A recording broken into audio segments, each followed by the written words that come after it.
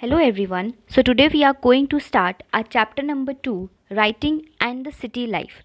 As the name suggests, in this chapter we are going to study how the writing and city life began in the life of the early humans.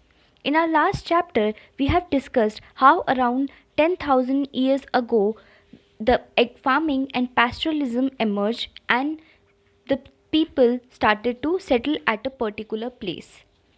One such place was the fertile crescent across the Zagros mountain in Iran. In this chapter, we are going to read about one of the first civilization where we find the evidence of the writing and the city life. What interesting is that Mesopotamian civilization was not the only civilization that existed in the earliest times. Along with Mesopotamia, there existed three major ancient civilizations. One was situated across the Nile River, that was called Egyptian civilization. One was located along the Indus Valley, which is known as the Indus Valley civilization, which was basically the part of Indian subcontinent, and the other one was the ancient Chinese civilization. What commonality do you notice among all the four civilizations? That is, all the four civilizations were located around a river system. Why so? Because as we all know, water is an essential component of life, and earlier, when the hunter gatherers started to settle at a particular place, they needed water for their each and every day, as without water one cannot survive. Therefore, earlier civilization was settled around a particular river system. The name Mesopotamia is derived from the Greek word mesos, meaning middle, and potamos, meaning river. Therefore, Mesopotamia is the land between the two rivers, namely Euphrates and the Tigris, which are now part of the Republic of Iraq. The Mesopotamian civilization is known for its prosperity, city life, its voluminous and rich literature, and its mathematics and astronomy. In this chapter, we are basically going to explore the connection between the city life and writing and then look at some of the outcomes of a sustained tradition of writing. So, basically, we will be focusing more on the city life and the writing.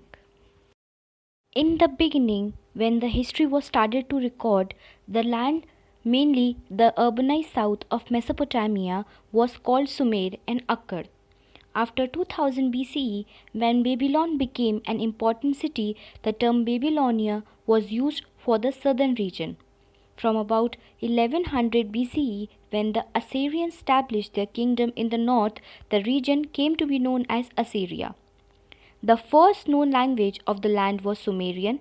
It was gradually replaced by Akkadian around 2400 BCE, when the Akkadian speakers arrived. The language flourished till about the Alexander's time, that was around 330 BCE, with some regional changes occurring. From 1400 BCE, other language also came into being. Thus, we can see how initially the urbanization took place in the southern parts of Mesopotamia, and later urbanization took place in the northern part. And with the coming up of Akkadians, the language also shifted to the Akkadian language. So we can see that over the centuries in Mesopotamia, different states were established by different people. How the whole civilization evolved accordingly. As the states keep on evolving, so did the Mesopotamia. And thus, in our next module, we will study the geography of Mesopotamia and how the urbanization occurred in the earliest civilization of the world. And later on, we will be focusing on the various aspects of the urban life, which includes the architecture of the urban centers and how the center of all the urban center was the temple. That was also the center of writing and economic activities.